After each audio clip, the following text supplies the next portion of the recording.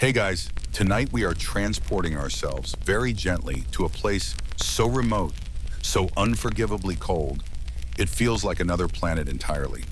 Imagine standing right now on the vast windswept expanse of the Tibetan Plateau, thousands of feet above sea level. The air is thin, so thin it bites at your lungs with every ragged breath.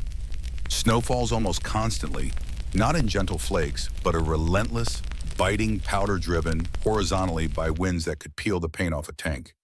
You look around and there is nothing. Just endless white stretching to a horizon that blends seamlessly with a steel gray sky. No trees, no signs of life, just rock, ice, and the chilling understanding that if you were dropped here just like this, you probably wouldn't survive the week. This isn't just a harsh environment, it's one of the most extreme on Earth. And yet, for centuries, people chose to come here, to live here in absolute solitude. So before you get comfortable, take a moment to like the video and subscribe, but only if you genuinely enjoy what I do here. And if you're up for it, drop your location and local time in the comments below. It's always wild to see where everyone is tuning in from. Now dim the lights, maybe turn on a fan for that soft background hum, and let's ease into tonight's journey together. The wind is the first thing that truly dominates your senses here. It's not just a breeze, it's a constant roaring presence, finding its way through every gap, every seam in your clothes, every presumed layer of insulation. It carries the sting of ice crystals and the mournful sound of absolute emptiness. This is the high plateau, often called the roof of the world, a colossal geographical feature covering millions of square kilometers, averaging over 4,500 meters, that's roughly 14,800 feet in elevation. To put that in perspective, that's higher than the summit of many significant mountains elsewhere in the world. Imagine trying to build a house on top of Mount Rainier or Mont Blanc. That's the starting point here. Your lungs burn with the effort of simply existing. The oxygen levels are drastically reduced at this altitude, maybe around 60% of what you'd find at sea level. Every movement feels heavy. Every thought requires conscious effort. Just lifting your foot feels like wading through thick mud. You'd probably feel nauseous, dizzy, maybe a splitting headache, classic symptoms of altitude sickness, or acute mountain sickness, as the fancy medical types call it. Most tourists who visit parts of the plateau need supplemental oxygen or days to acclimatize, and even then, simple walks can be exhausting. Now picture living here, day in, day out, for months or even years, with no bottled oxygen, no acclimatization periods, just raw, unadulterated exposure.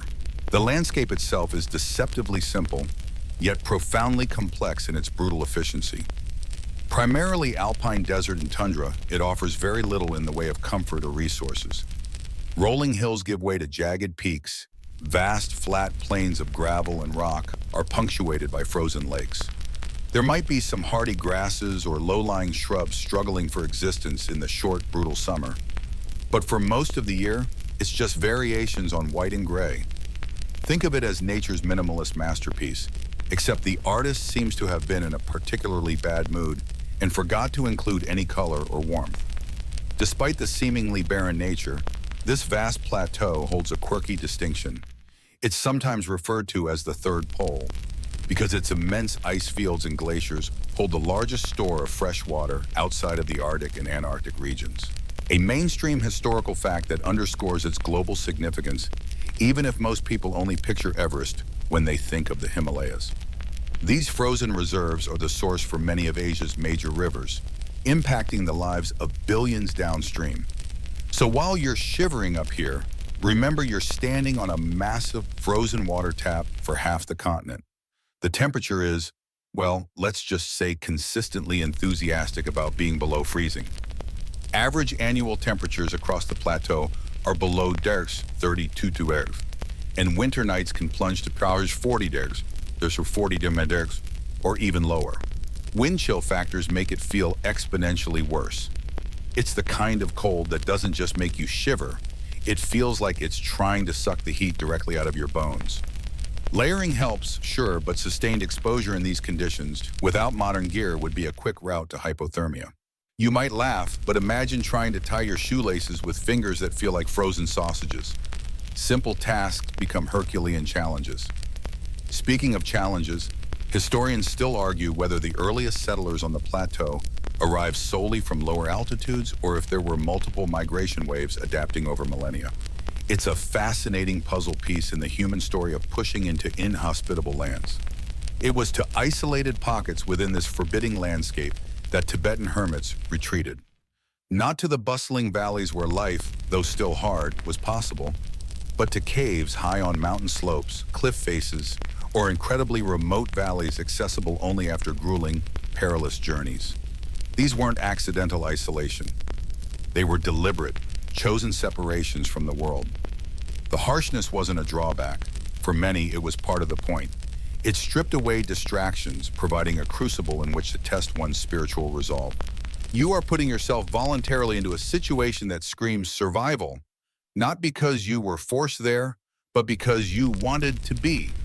It's the ultimate uninstalling of modern life. No internet, no delivery services, not even a friendly face to complain to about the weather. Just you, the silence, and the relentless cold. And maybe a curious yak if you were lucky. You can picture it, right? A lone figure, perhaps wrapped in simple robes, trudging through knee-deep snow, squinting against the glare reflecting off the white landscape. They aren't heading for a cozy cabin with a fireplace. They are heading for a hole in a rock face, a tiny dark space that offers minimal shelter from the elements. The journey itself could take days or weeks, traversing treacherous passes, fording icy streams, carrying only the barest essentials. Every step is an act of will, a commitment to the path chosen. The very landscape becomes a teacher, constantly reminding you of your own vulnerability and the raw power of nature. There's no room for ego up here. The mountain cares not for your earthly concerns or your carefully curated Instagram feed, if you had one, which you absolutely wouldn't. It simply is cold, vast, and indifferent. And into this indifference, these individuals willingly stepped, seeking something beyond the material world, facing survival challenges that would make modern preppers look like they were on a glamping trip. So you're there, on the roof of the world, utterly exposed to the elements. You've made it this far, perhaps staggering into the shadow of a rock face or finding a small, icy overhang. The immediate, screaming question for any sensible person dropped into this scenario is, why? Why choose this? Why leave behind the relative safety, the companionship, the warmth of even a simple village or monastery lower down? The answer for these Tibetan hermits wasn't about seeking a cozy retirement package or winning a bet on who could last longest in a freezer. It was profoundly, fundamentally about spiritual transformation. This wasn't just survival in the Bear Grylls sense of finding food and building a fire, though they absolutely had to master elements of that. It was survival as a means to an end, a deliberate stripping away of every comfort, every distraction, every crutch that the normal world provides. Think about your own life for a second. How much of your time, energy, and mental space is occupied by things? By obligations? By chasing comfort or status? By worrying about what others think? The hermit's path was an aggressive, full-spectrum assault on all of that. It was the ultimate decluttering project, except instead of just getting rid of old clothes, you're trying to jettison your entire ego. The core motivation was liberation. Liberation from suffering, from the cycle of rebirth, samsara, from the tangled mess of desire, aversion, and ignorance that Tibetan Buddhism teaches binds us. The idea was that by removing yourself from the busy, noisy world, you could finally hear the subtler movements of your own mind, confront your deepest fears and attachments, and cultivate profound insight and compassion. It's like trying to meditate in a busy train station versus trying it in a soundproof room. The latter is significantly more conducive to hearing the quiet whispers of reality. This is where the concept of renunciation comes in. It's more than just giving things up. It's a conscious turning away from the values and goals of conventional society. You renounce wealth because attachment to it causes suffering. You renounce status because it's an illusion of the ego. You renounce constant social interaction because it feeds discursive thought and worldly drama. And yes, you renounce physical comfort and ease, because clinging to pleasure and avoiding pain keeps you bound to the material world. Choosing a cave on a freezing mountainside was a potent, undeniable physical expression of that renunciation. It's hard to worry about whether your neighbors like your new prayer flags when your fingers are numb and you haven't seen another soul in weeks. For many, the harsh environment itself became a teacher. The relentless cold, the bone-deep silence, the sheer physical difficulty of staying alive. These weren't just obstacles to be overcome, but aspects of the spiritual training. They tested your patience, your resilience, your equanimity. Could you maintain mindfulness and compassion when you were shivering uncontrollably? Could you overcome fear when alone in the vast, dark night? The mountain became a mirror reflecting the deepest parts of yourself. It's like nature decided to become your toughest spiritual guru, with the added bonus of potential frostbite. This focus on spiritual goals distinguishes the Tibetan hermit tradition from mere survivalism driven by necessity, like being stranded after a plane crash. While survival skills were absolutely essential, you couldn't meditate if you were dead from exposure. The purpose of the isolation was not simply to endure, but to transcend. They weren't waiting for rescue, they were seeking enlightenment. Historians still argue whether the primary motivation for individuals entering hermitage was purely spiritual liberation, or if factors like gaining respect within the community, escaping social obligations, or following the path of a revered teacher also played significant roles. It's likely a complex mix, as human motivations usually are. One of the most famous examples embodying this path is the legendary yogi Milarepa, a central figure in Tibetan Buddhism's Kagyu school. His life story, often depicted as a journey from a youth marked by dark magic and revenge to profound enlightenment through rigorous asceticism and meditation in mountain caves, serves as a powerful archetype. He endured incredible hardship, wore only a thin cotton cloth even in the depths of winter, a feat attributed to his mastery of tummo or inner heat meditation, a fascinating, somewhat fringe tantric practice often highlighted in accounts of high-altitude yogis, and sang spiritual songs, or imgurs, that are still studied today. His story is a mainstream historical fact woven into the fabric of Tibetan spiritual history, demonstrating that such extreme dedication wasn't just a theoretical possibility, but a path walked by revered figures. The specific spiritual practices undertaken varied, but often included prolonged periods of seated meditation aimed at developing concentration, shamatha, and insight, vipassana, as well as tantric practices involving visualizations, mantra recitation, and energy work. Some lineages emphasize perfecting specific yogic exercises, while others focus purely on recognizing the nature of the mind. The silence wasn't just an absence of noise, it was an opportunity to dive deep within, to confront the incessant chatter of the monkey mind, and find moments of stillness and clarity. Imagine trying to quiet your thoughts when the only sound is the howling wind and the only visual input is a cold, damp cave wall. It's an intense, inescapable form of self-therapy with zero copay. It's easy for us, sitting in heated rooms with instant access to the world, to romanticize or perhaps dismiss this choice as extreme or even masochistic. But for these individuals, rooted in a tradition that viewed worldly life as fundamentally unsatisfactory, it was a logical, albeit demanding path towards ultimate freedom. They weren't running away from life, but arguably running towards a deeper, more authentic engagement with reality, albeit reality stripped down to its bare, freezing essence. They were willing to gamble everything, their health, their comfort, maybe even their sanity, on the promise of spiritual awakening. Now that's commitment. Though let's be honest, even I draw the line at giving up central heating for philosophical reasons. Maybe just turn the thermostat down a degree or two? Small steps. This internal journey was the primary focus, and the external survival challenges were often seen as integral parts of that journey. The cold was a test of your tummo practice, or your ability to generate inner warmth through meditation. Hunger was an opportunity to reflect on attachment to sensory pleasure. Loneliness was a chance to cultivate inner resilience and universal compassion. Every discomfort, every hardship could be reframed as a catalyst for spiritual growth. It's like the universe was giving them really, really tough pop quizzes on their spiritual progress. And the passing grade involved not freezing to death while meditating. So you've embraced the why, the deep spiritual commitment to renunciation and inner work. You've decided the regular world just isn't cutting it for your enlightenment project, and the only logical next step is voluntary extreme discomfort in a very cold place. But where specifically do you go?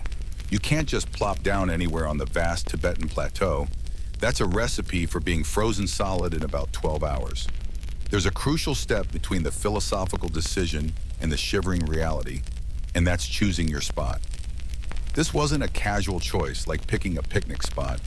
Your life literally depended on it, and so did the success of your spiritual practice.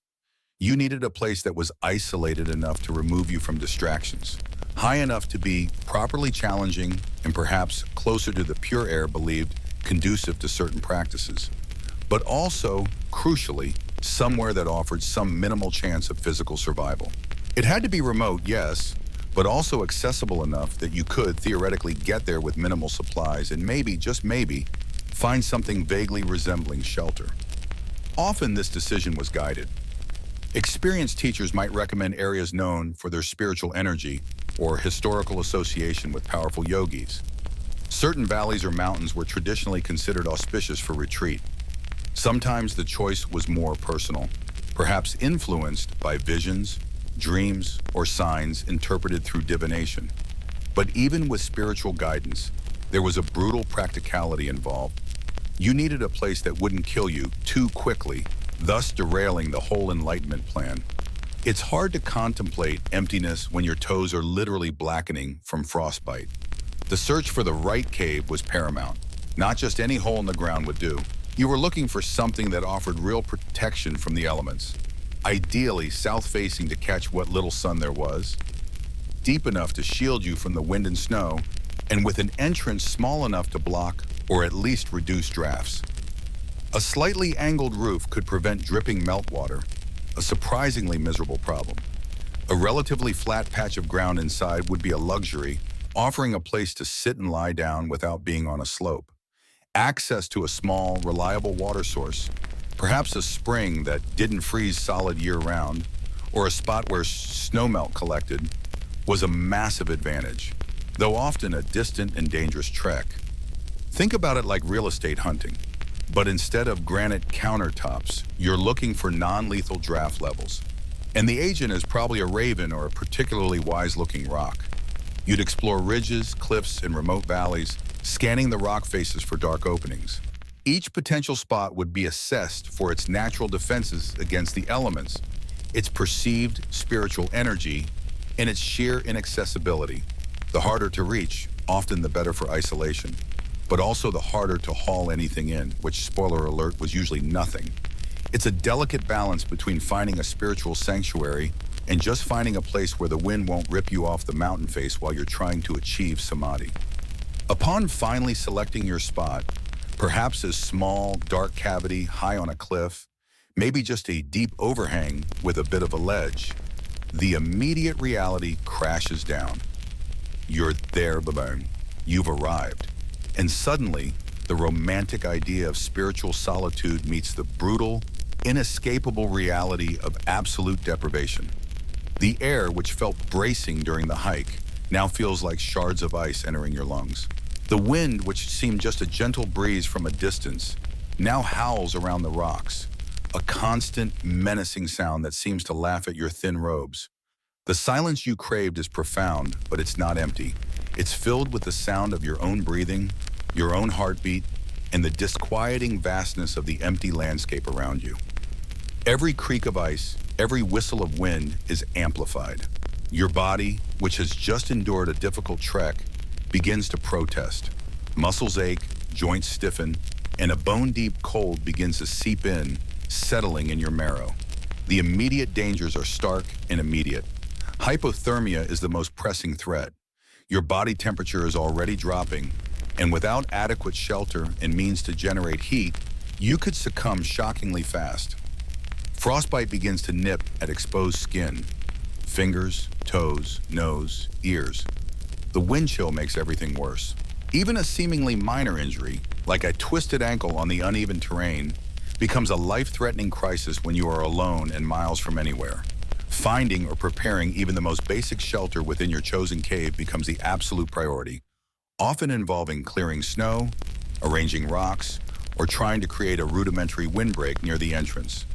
Mainstream historical accounts, like those found in biographical texts of famous hermits or in records of major monasteries that supported retreatants, confirm the importance of choosing a specific, often challenging location for extended retreats. Regions like Sari in southeastern Tibet or Lapchi, one of Milarepa's famous meditation sites near the Nepalese border, became renowned pilgrimage destinations precisely because they were associated with the intense practices undertaken in their remote, harsh environments. These weren't just random spots. They were chosen with intent, steeped in tradition, and often believed to hold particular spiritual power. A quirky tidbit related to location choice involves the belief in local spirits and deities. Before occupying a remote cave, hermits would often perform specific rituals or prayers to appease the owners of the land or the spirits residing in the rocks and mountains. They weren't just seeking physical shelter, they were entering a place understood to be inhabited by non-human entities, and their presence required respect and negotiation, sometimes even symbolic battles against negative spiritual forces. It's a reminder that their worldview was far richer and more complex than just finding a dry spot to sit. Historians still argue whether the location of a hermitage was primarily determined by practical considerations, shelter, water access, or spiritual factors, sacred geography, omens, connection to past masters. It's a bit of a chicken and egg situation to one. Did the sacred spots become sacred because powerful yogis meditated there? Or did yogis choose those spots because they were already considered powerful? Probably a bit of both, wouldn't you say? Just like choosing a coffee shop. You want good coffee, but also the right vibe. Though I suspect Tibetan hermits were less concerned with artisanal pour-overs. Standing, or more likely, shivering, at the entrance of your newly chosen cave, with the wind whipping snow around you, the immediate task is survival. Forget profound insights for a moment. The most urgent spiritual practice is generating enough will to stay alive and begin the work of making this barely habitable space just habitable enough.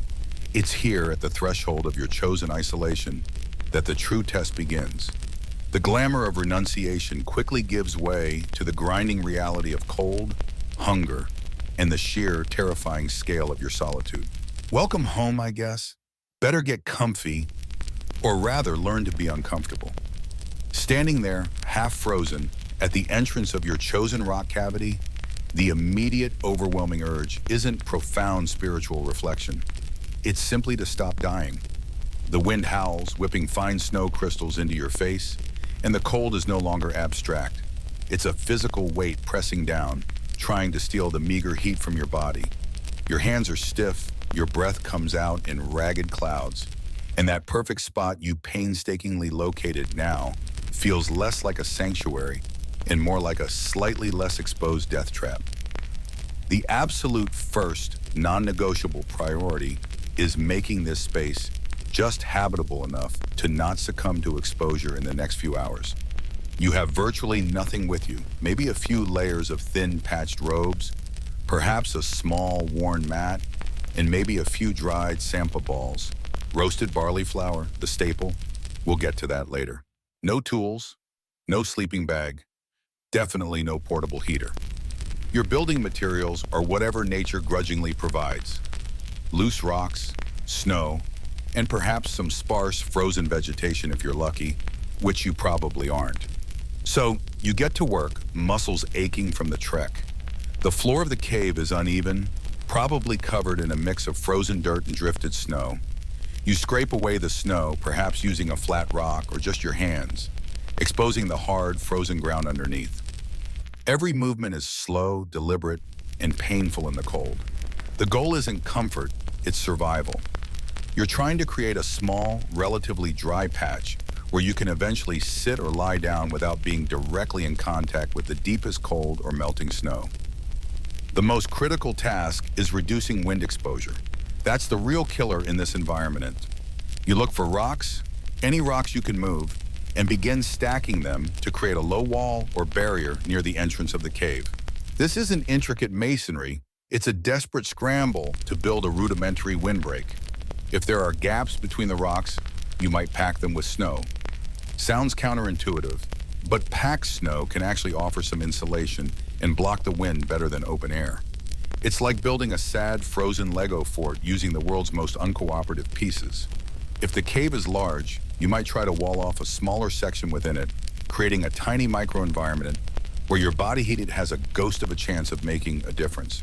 You're trying to make the smallest possible box to live in within the larger cold box. Imagine trying to heat a cathedral with a single candle. Useless. Now imagine trying to heat a broom closet with that same candle.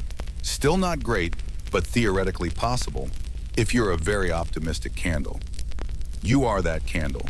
You arrange your meager possessions. The thin mat goes down on the cleared ground. Your robes, perhaps layered, become your bedding and insulation. You huddle into the space, pulling the thin fabric tight. There's no escaping the cold entirely. It radiates from the rock walls, the ground, the air itself. Your breath condenses instantly, creating a misty cloud that hangs in the frigid air inside your tiny shelter. Every inhale is a shock to your lungs. This is the reality of setting up your hermitage. It's not about designing a serene meditation hall. It's about building the most basic, desperate barrier between your vulnerable flesh and the lethal environment. These initial hours and days are a brutal test of physical endurance and sheer willpower. Your spiritual aspirations feel very distant when your fingers are numb claws. Mainstream historical accounts of hermitages often describe structures that were astonishingly simple. Biographies of famous yogis frequently mention them living in caves, rock shelters, or even just under overhangs, with minimal improvements. The emphasis in these texts is on the spiritual attainments made in these locations, but they casually mention the physical hardship, the lack of food, the cold, the isolation, almost as a given, a backdrop against which the real work took place. It's a stark contrast to modern ideas of survival where gear and preparedness are paramount. For them, the gear was their inner fortitude. A quirky tidbit involves the belief that the cave itself could be spiritually resonant. Some hermits sought out caves traditionally associated with powerful deities or past masters, believing the energy of the place would support their practice. They might even see the rock formations or the cave's layout as having symbolic meaning related to their meditation path. So while you're desperately stacking rocks for a windbreak, you might also be contemplating the sacred geometry of the frost patterns on the wall. Multitasking, Tibetan hermit style. Historians still argue whether the descriptions of these minimal shelters in historical texts are entirely accurate or if they downplay the practical efforts made by hermits or their supporters to make the locations somewhat more survivable. Were they truly just huddling under an overhang with nothing? Or were there often more sophisticated, though still simple, structures built that aren't emphasized in the spiritual biographies? It's hard to know for sure, as few of these ancient, temporary shelters survive intact, swallowed by the elements. As the initial hours pass and you settle, shivering into your inadequate shelter, a new understanding of boring begins to dawn. It's not the absence of stimulation that's boring yet. It's the relentless, monotonous struggle against the cold. Every breath, every tiny movement, every attempt to adjust your meager coverings is dictated by the single overriding goal: conserve heat. The wind doesn't stop, the cold doesn't lessen, and the shelter, while maybe mitigating the worst of it, offers no true warmth. You learn to wrap yourself into the tightest ball possible, using the little fabric you have. You learn the subtle art of breathing into your robes to create a tiny pocket of warmer air near your face. You learn that trying to sleep is a constant battle against the cold, which wakes you again and again. There's no drama, no exciting fight against a bear, unlikely at this altitude and season. Just the quiet, persistent, grinding pressure of the low temperature trying to leach the life from you. And this is just day one, setting up shop. The real test, the months of enduring this, hasn't even begun. Sweet dreams, right? Yeah, not yet. The immediate pressing concern of physical survival doesn't end with finding a spot and stacking some sad rocks. Once the initial shock of the cold begins to settle into a dull, constant ache, another, even more relentless companion makes its presence known: hunger and thirst. In this barren, frozen landscape, these aren't just minor inconveniences you solve with a quick trip to the fridge or a vending machine. They are fundamental, existential problems with no easy answer. You might have brought a small supply of tsampa, roasted barley flour, which is the bedrock of the Tibetan diet. It's simple, lightweight, and incredibly versatile. Traditionally mixed with yak butter tea, good luck getting that here, or just a bit of water to make a dough-like paste. But you have a small supply, days, maybe a week, and the goal is months. So every tiny handful you consume is a withdrawal from a rapidly depleting account with no possibility of making a deposit. The idea of foraging is laughable. It's winter, high altitude. The ground is frozen solid under a layer of snow and ice. There are no berries, no roots, nothing green to be seen for miles, even if you had the energy to look. Hunting, you're a solitary hermit, not a seasoned tracker with equipment. Any wildlife capable of surviving here is probably far too wary or far too large and dangerous for you to contemplate approaching. So your survival hinges entirely on the few handfuls of dried flour you carried in, plus whatever spiritual fortitude you can muster to ignore the gnawing emptiness in your stomach. Preparing food is its own challenge. You have no fire. Firewood at this altitude is virtually non-existent. And even if it wasn't, maintaining a fire constantly would be impossible with your limited resources and the risk of detection, if that were a concern, which for these hermits often wasn't, but practicalities. So that tsampa, you'll be eating it dry, trying to wash it down with icy water, or mixing it into a paste with that same icy water. The texture is gritty, the taste bland and repetitive. There's no comfort food here, no variety, just pure, unadulterated fuel intake. And barely enough of that. Thirst is just as difficult. The world is covered in frozen water, snow, and ice, but consuming it directly is a bad idea. Eating snow lowers your core body temperature, burning precious calories just to melt it inside you. So, you need liquid water. But how? You have no pot to melt snow over a fire. Your options are grim: chip off a piece of ice or pack some snow into a container. If you even have one, maybe a hollowed out gourd or a sturdy piece of bark, but more likely just your cupped hands, and try to melt it with body heat. You hold the ice against your skin, perhaps inside your robes, letting the excruciating cold leach into you as it slowly, agonizingly turns to water. It's a painfully slow process that leaves you colder than you were before, yielding only a few sips at a time. Each drop feels earned through suffering. This isn't like forgetting your water bottle at the gym. This is constant, low-grade dehydration combined with constant, low-grade hunger. It becomes the background hum of your existence. Every decision is filtered through the lens of conserving energy and stretching your meager supplies. Do you move? Only if absolutely necessary. Do you exert yourself? Absolutely not. Every calorie is precious. Every drop of water is a treasure. The psychological effect of this deprivation is profound. Hunger and thirst aren't just physical sensations. They dominate your thoughts, your dreams. You might find yourself obsessing over food, remembering meals from your past with startling clarity. That simple bowl of rice or cup of tea suddenly feels like the most luxurious thing imaginable. Your body is screaming at you, demanding nourishment, demanding warmth, demanding comfort. And you have to deliberately, consciously turn away from those demands, redirecting your focus inward. Mainstream historical accounts from various ascetic traditions, including Tibetan Buddhism, frequently mention extreme fasting and minimal diets as a key part of spiritual discipline.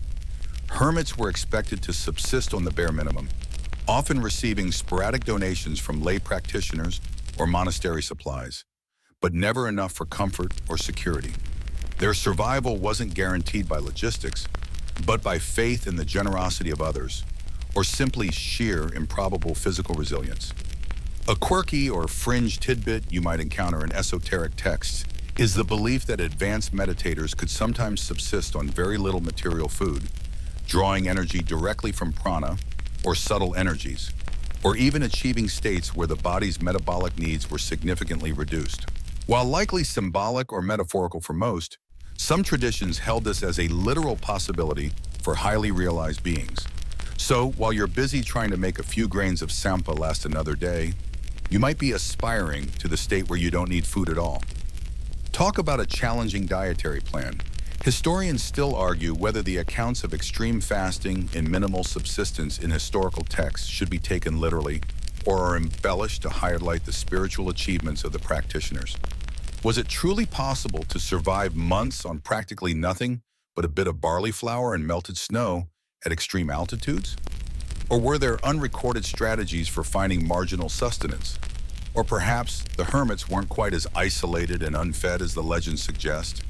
It's a medical and historical puzzle trying to reconcile human physiology with the seemingly impossible conditions described.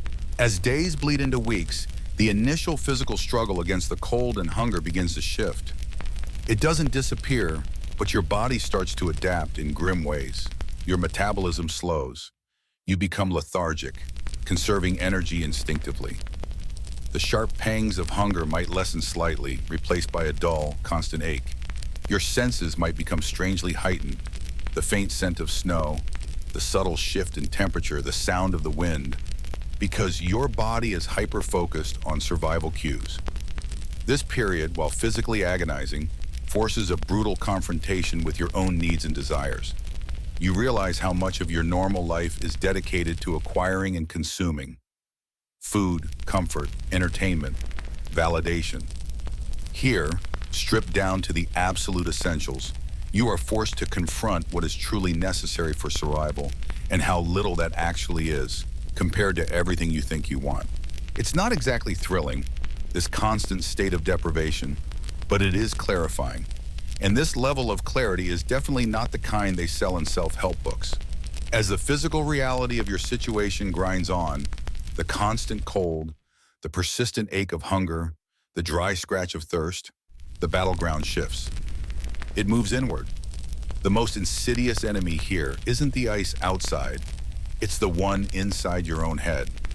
Isolation, sensory deprivation, and the sheer crushing boredom begin to take their toll. Remember that gnawing emptiness in your stomach from section 5? It's joined by a different kind of emptiness, a vast, silent one in your mind. Hours stretch into days with nothing but the sound of the wind, the beat of your own heart, and the relentless looping thoughts inside your skull. There are no distractions here. No scrolling feeds, no podcasts, no conversations. It's just you, your shivering body, and your uncensored mind.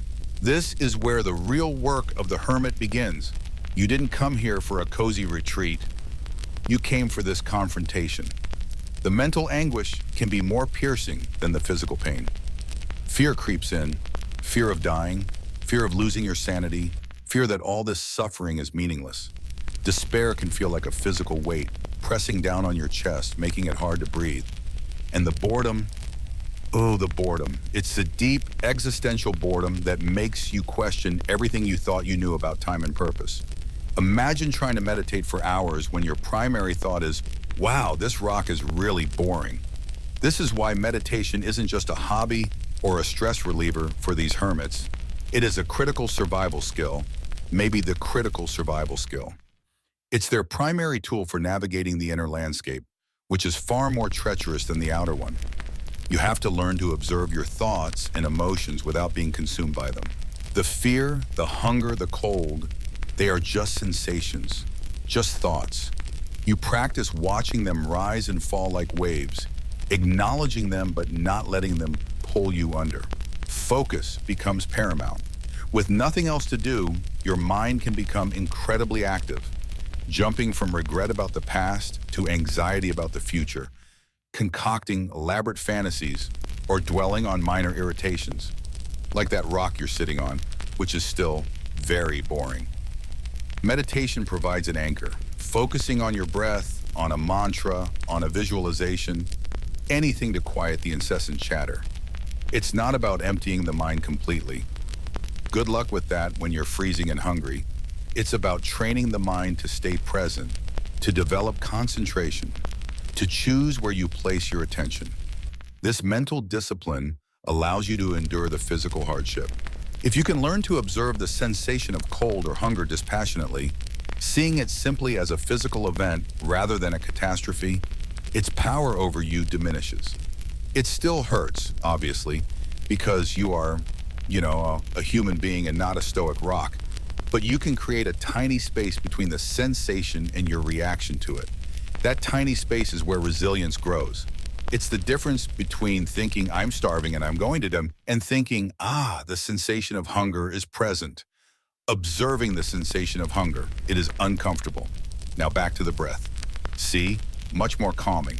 No, not really, but the principle is sound. Mainstream historical accounts across various contemplative traditions highlight deep meditation and prolonged solitary retreats as central practices for achieving spiritual insight and discipline. The Tibetan tradition in particular places immense value on such isolation as a means to accelerate progress on the path to enlightenment. Hermits would often spend years or even decades in caves or remote huts, dedicating almost all their waking hours to formal practice. This wasn't a fringe activity, it was a recognized, albeit extreme path within the wider spiritual landscape. A quirky or fringe tidbit, sometimes associated with deep meditation and isolation, is the idea of experiencing non-ordinary states of consciousness, or even hallucinations, as the mind is stripped of external stimuli and pushed to its limits by deprivation. Some traditions interpret these experiences as spiritual insights or encounters, while others view them as potential distractions or byproducts of the practice and the conditions.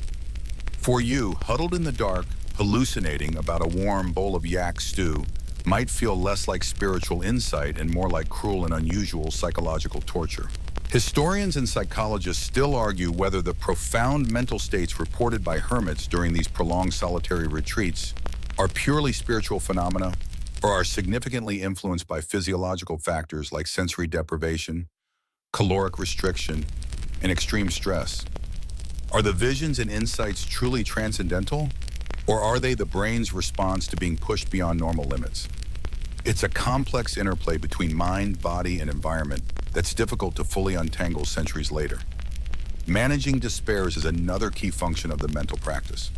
When faced with the seemingly insurmountable challenge of surviving months in these conditions without any external support, it's easy to fall into hopelessness. Meditation helps cultivate a sense of inner strength and purpose. You connect with your intention, why you came here in the first place.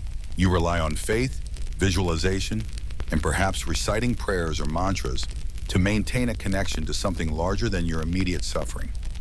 It's like building a tiny mental fire to keep the internal darkness at bay. This isn't a quick fix. Some days the mind wins. The despair feels overwhelming. The hunger is a consuming fire, and the cold makes focus impossible. You might spend hours just enduring, curled up trying to conserve warmth, your mind a chaotic storm. But then maybe you manage 5 minutes of calm, focused breath, and those 5 minutes are a victory. This isn't about achieving perfect serenity, it's about the ongoing struggle, the practice of returning again and again to the anchor of the present moment, no matter how uncomfortable the present moment happens to be. It's a strange paradox. You are doing almost nothing externally, but internally a fierce battle is being fought. Your mind, usually so busy processing the external world, is now forced to confront itself. It's exhausting, it's terrifying, and according to the hermits who survived, it's the essential core of the practice. You are learning to survive not just the cold and the hunger, but the deeper challenges of being alone with yourself, stripped bare of all the usual comforts and distractions. It makes complaining about your internet speed feel a little dramatic, doesn't it? The battle within you, honed in the silence and isolation described in Section 6, provides a crucial foundation, a kind of mental armor. But while your mind might be becoming a fortress of resilience, your body still exists in a harsh, unforgiving reality. The external world doesn't stop demanding solutions just because you're having a profound existential crisis. Nope.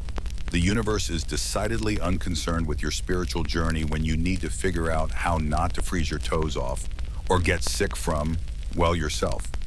This is where the need for creative, often incredibly basic, problem-solving kicks in. Survival here isn't about dramatic feats. It's about the relentless ingenuity required for mundane tasks. You have almost nothing. Every resource is scarce, every supply precious. Your tools are limited, your materials salvaged or found. This forces a level of resourcefulness that modern life actively prevents. Think about it.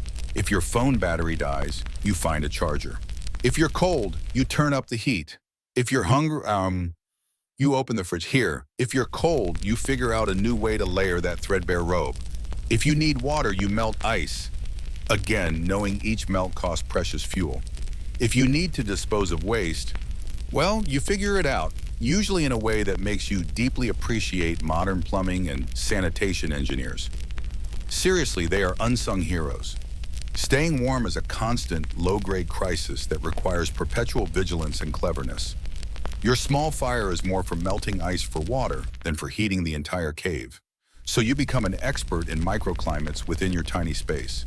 You learn exactly which corner is slightly less drafty, which posture conserves the most heat. You might use snow or mud to block cracks in the cave entrance. You might arrange rocks to reflect the meager heat from your fire towards your body.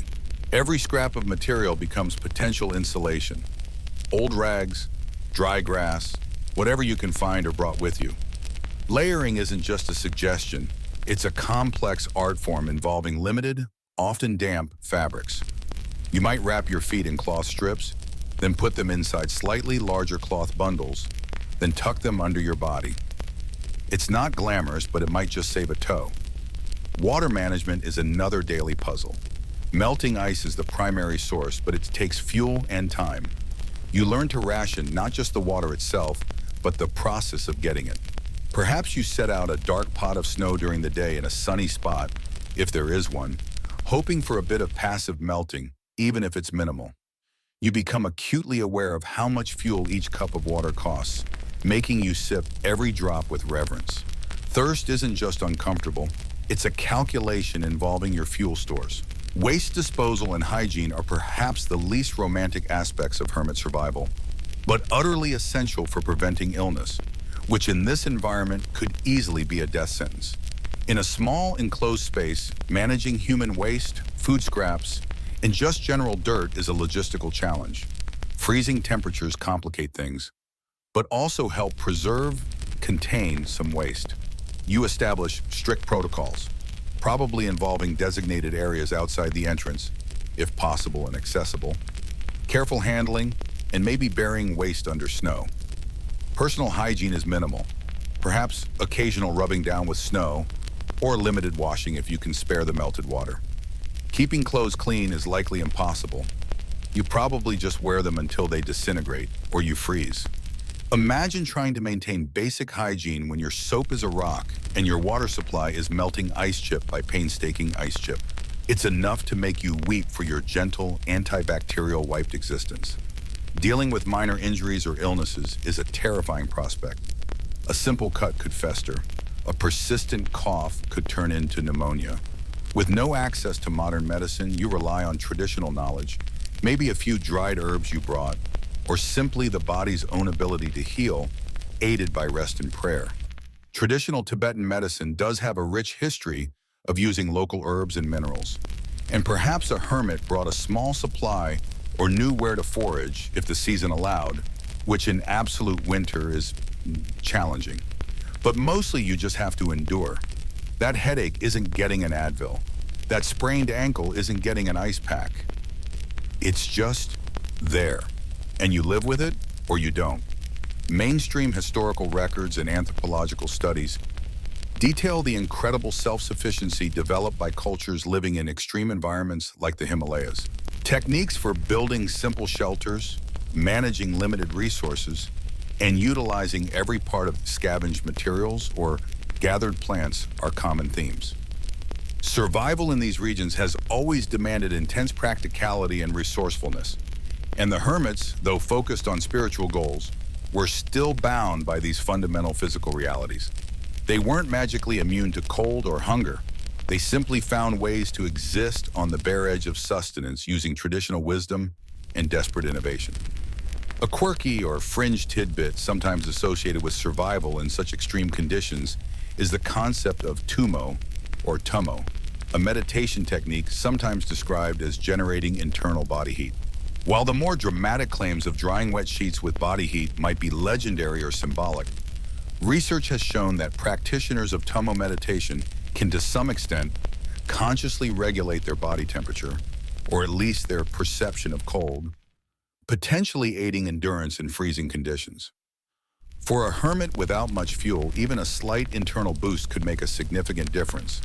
Imagine just willing yourself warmer. Sounds like a superpower you'd unlock after hitting level 100 in meditation. Historians and ethnographers still argue whether the survival success of long-term hermits was primarily due to their profound spiritual or physiological training, like tummo, or simply a testament to extreme human endurance, combined with centuries of accumulated practical knowledge of living in the Himalayas using minimal means. Was it meditation that kept them alive? Or was it just knowing how to use a yak dung fire efficiently and block drafts with packed snow? It's likely a complex interplay, but disentangling the spiritual discipline from the gritty, physical reality remains a point of scholarly debate. These practical skills, managing water, maximizing heat, maintaining cleanliness, basic self-care, are the unglamorous daily grind of survival. They require constant attention and effort, even when your mind is deep in contemplation. It's a curious duality, pushing the boundaries of consciousness while simultaneously worrying about whether you have enough football to melt water tomorrow. This continuous cycle of physical need and creative response keeps you engaged with the material world, even as you strive to transcend it. It prevents complete detachment, forcing you to apply your discipline to the messy, uncomfortable reality of being a body in a very cold place. And frankly, solving the puzzle of how to stay warm with 2 rags and a dream provides its own kind of quiet satisfaction. It's definitely more productive than doom scrolling anyway. So you've mastered the fine art of not freezing to death with minimal resources and have a newfound respect for indoor plumbing. Good for you, but while keeping the physical shell intact is a constant, unglamorous fight, what do you actually put inside that shell? Because you might have noticed there isn't exactly a drive-through up here. Your diet, like everything else, is dictated by extreme scarcity, the season, and what little you manage to bring, or more rarely, gather. And let me tell you, it's not exactly a Michelin star experience. More like Dirt Star, perhaps, if dirt were a food group, which some days you might wish it was, just for variety. Your primary fuel source, the absolute bedrock of your caloric intake, is almost certainly tsampa. If you're unfamiliar, tsampa is roasted barley flour. That's it, roasted grain ground into a powder. It's the staple food of Tibet, and for good reason. Barley grows at high altitudes, and roasting it makes it easy to store and consume without much preparation. You mix it with a little bit of melted ice, now water, or if you're incredibly fortunate, some melted butter or salty yak butter tea, if you brought any and it hasn't gone rancid or run out. You knead it into a dough ball with your fingers, or sometimes just eat the dry powder. Imagine every single meal, day after day, week after week, month after month, a ball of roasted barley flour. Breakfast, lunch, dinner, snack. Just tsampa. Maybe with a tiny, tiny bit of flavor if you have access to butter or tea. Otherwise, it's the same dry, slightly nutty, incredibly dense stuff. Sensory details? Okay, the feeling of the dry flour on your tongue before you mix it, the slightly gritty texture, the faint roasted aroma.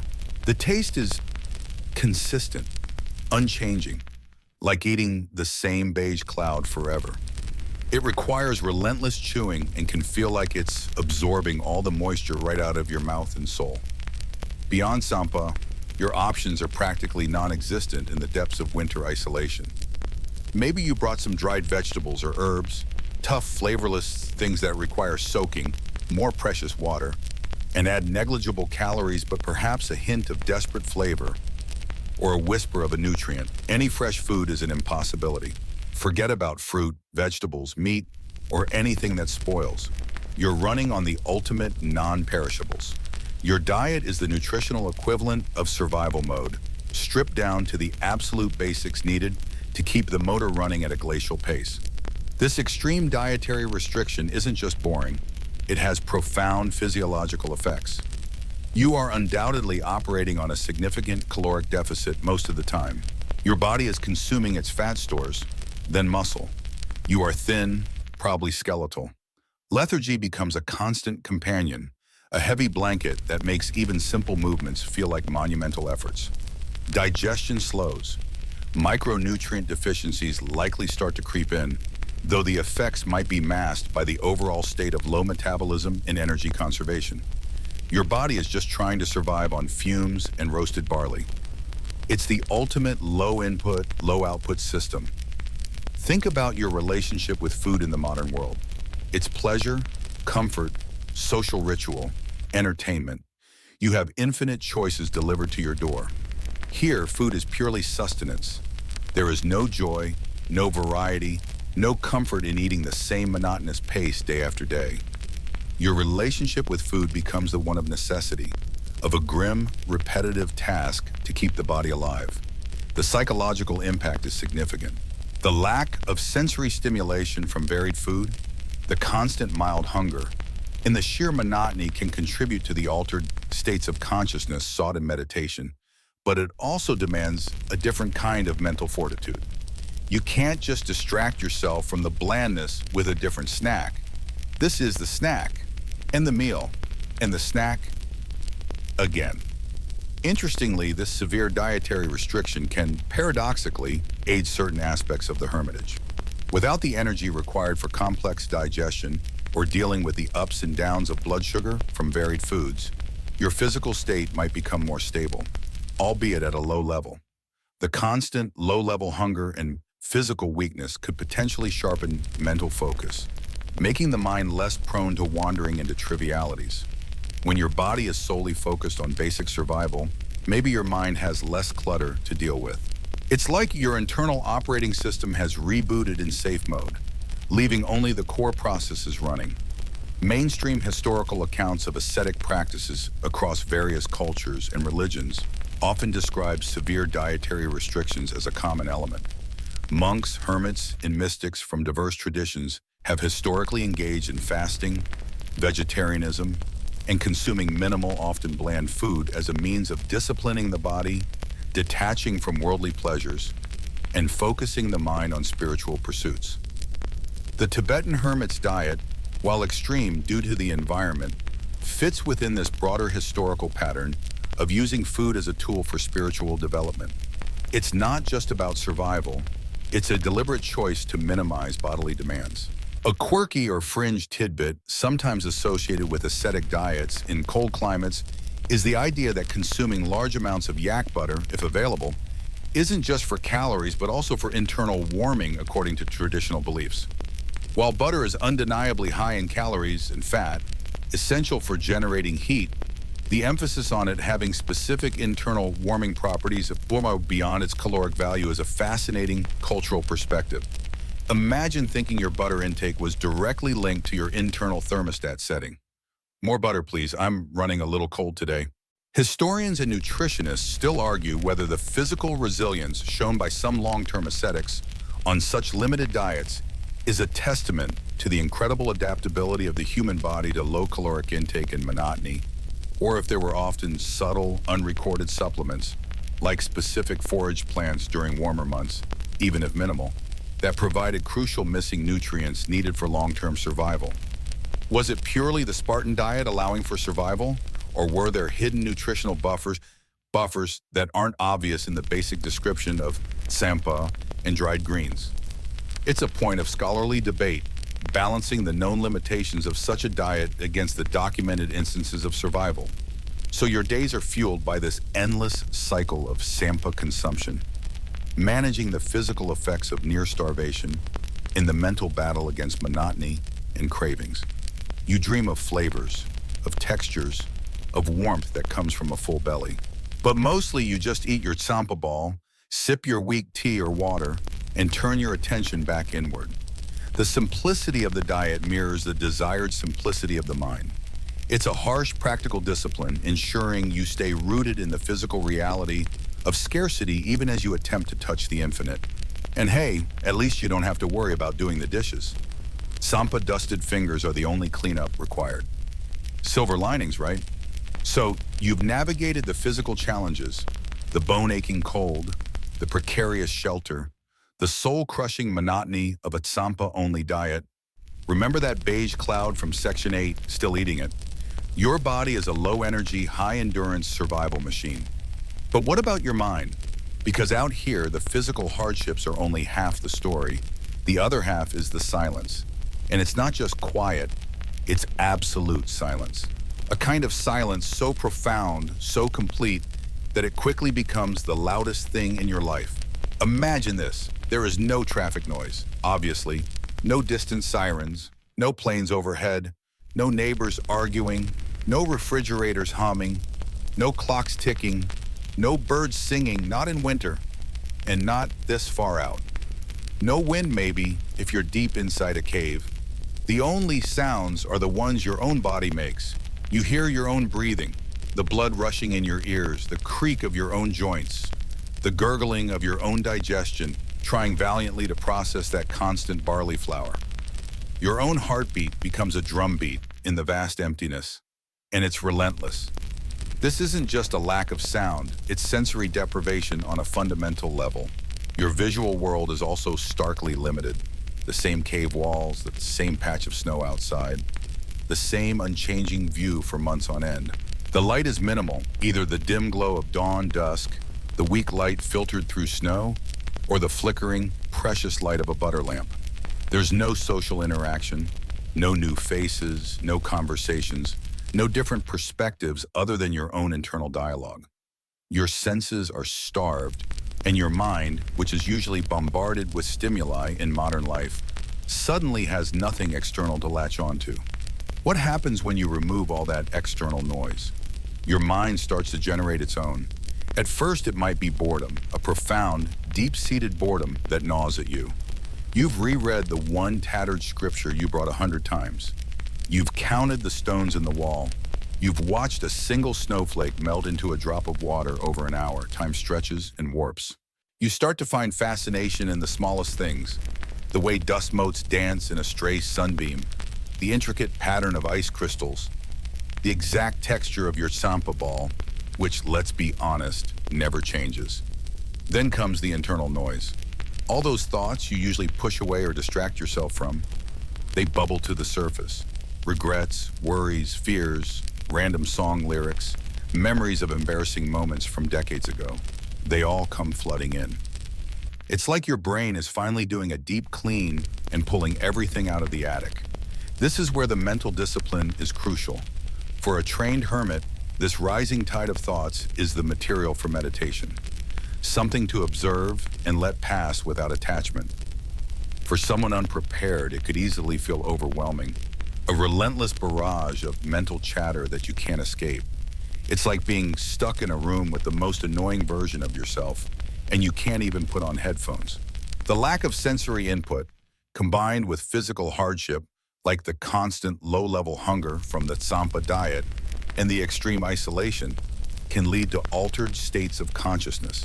This is a key aspect of the hermitage experience, often deliberately sought for spiritual insights. But these states can manifest in challenging ways too. Mild hallucinations aren't uncommon. You might see shapes in the shadows, hear whispers that aren't there, or feel sensations on your skin.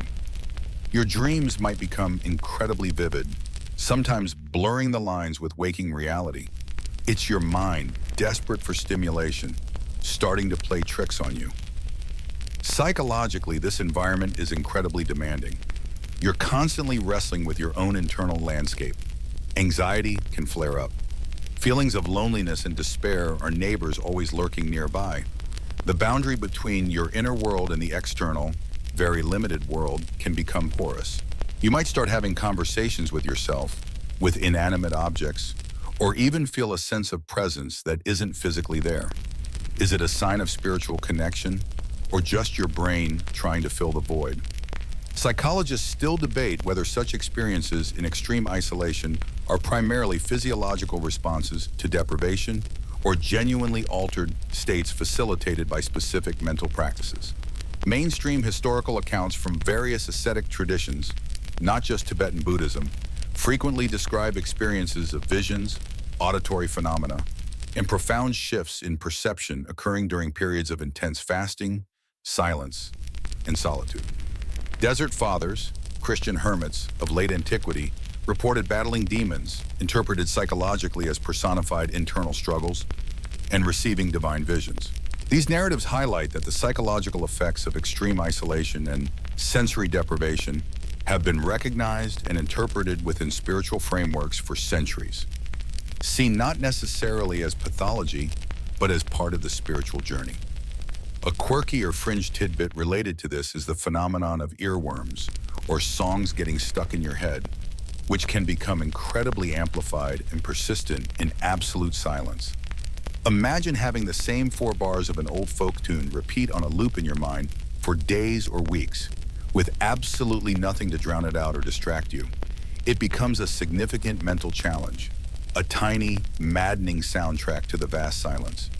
You might even start making up your own repetitive tunes just to have something different inside your head.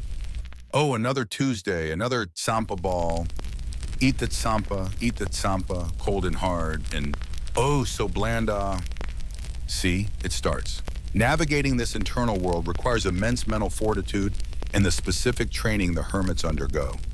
They have techniques to observe thoughts without judgment, to use the silence to cultivate concentration, and to reinterpret unusual sensory experiences within their spiritual framework.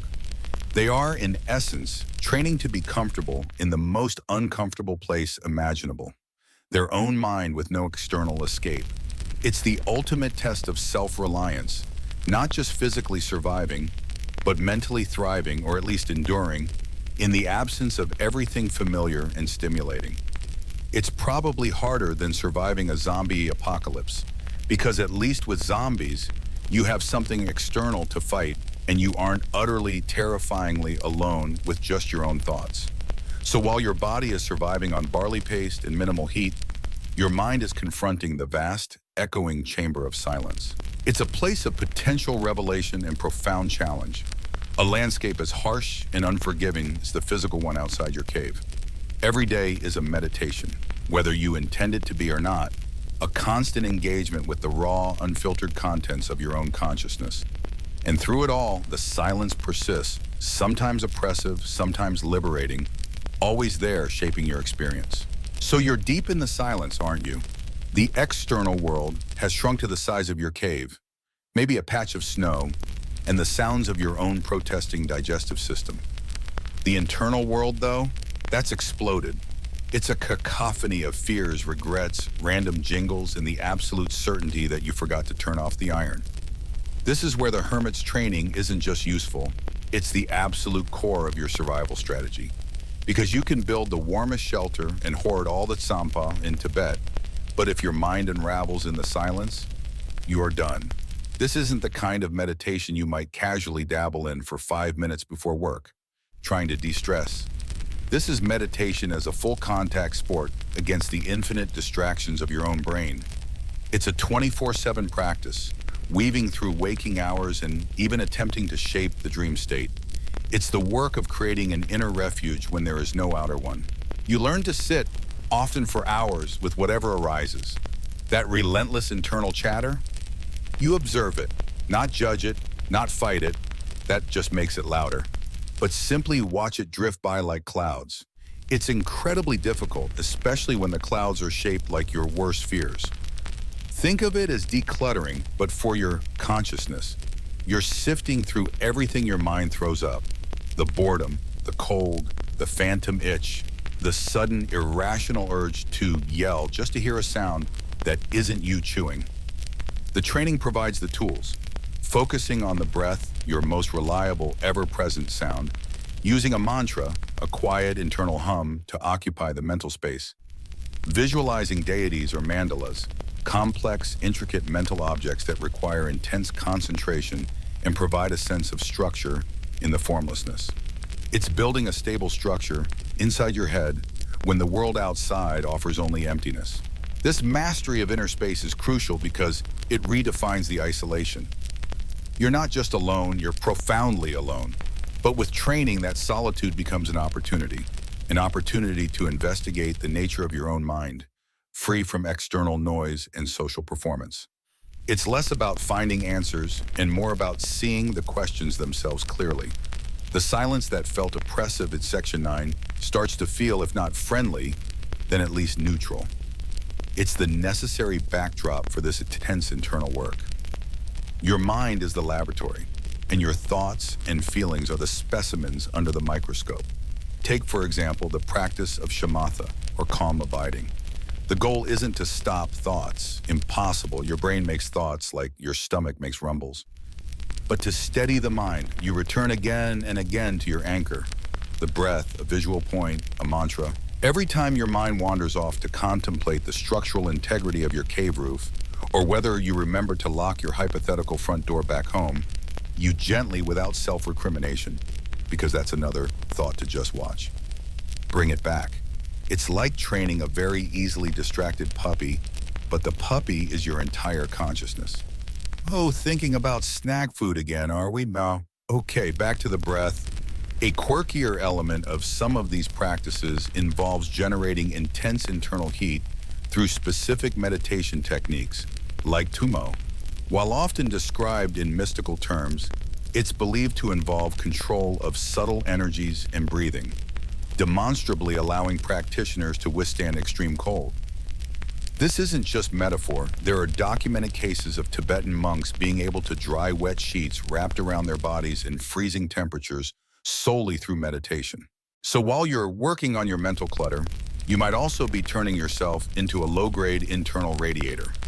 Handy when the external heating system is, well, non-existent.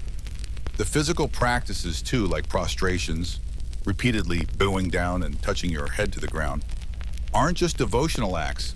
There are also ways to break the monotony of sitting, to generate physical warmth, and to channel restless energy. Imagine doing hundreds or thousands of prostrations in your cramped cave. It's a full-body workout, a form of active meditation, and probably makes you sleep like a rock, assuming the rock isn't your meditation cushion, which, let's be honest, it probably is. Mainstream historical accounts from various contemplative traditions highlight the systematic use of mental discipline and meditation to achieve altered states of consciousness and manage the challenges of isolation. Early Indian ascetic traditions, predating Buddhism, practice extreme forms of renunciation and yogic disciplines in solitary environments, aiming for liberation from the cycle of suffering. Texts like the Rig Veda, while not exclusively about hermits, mention sages, rishis, who attained wisdom through intense contemplation and withdrawal, demonstrating a long historical thread of seeking insight through solitude and mental practice. It's a human impulse that spans cultures and millennia. Scholars still debate the precise mechanisms by which these extreme meditative states impact the brain and consciousness. Is the enlightenment or realization described in these traditions a unique, transcendent state?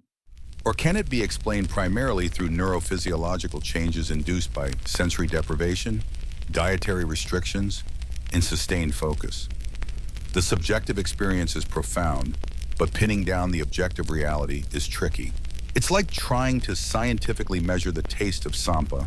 You know it's beige, but describing the full, complex lack of flavor is difficult. Through these practices, the external hardships, the cold, the hunger, the raw physical discomfort, start to shift in significance. They become part of the path, fuel for the practice. The cold biting at your skin is just another sensation to observe without judgment. The hunger pangs are just body signals, transient phenomena like thoughts. The sheer boredom, an opportunity to refine concentration. You're turning the very conditions of your survival into tools for transformation. It's the ultimate form of making lemonade when life gives you frozen, rock-hard lemons. Your daily life becomes a rhythm of meditation sessions, broken only by the minimal tasks required for physical survival. Preparing the inevitable tsampa, melting snow for water, maybe a few prostrations. The line between practice and life blurs. Every moment becomes an opportunity to apply the principles you're cultivating in meditation, mindfulness, patience, equanimity, and surprisingly, even compassion, extending it to yourself, enduring this hardship, and outwards despite the lack of interaction. It's a subtle but profound shift from merely surviving the physical conditions to actively thriving within the psychological ones. So while on the outside you might look like a slightly less frozen than yesterday person, huddled in a cave munching on bland flour paste, on the inside a vast drama is unfolding. You are navigating the wild, uncharted territory of your own mind, armed only with ancient techniques and sheer, stubborn discipline.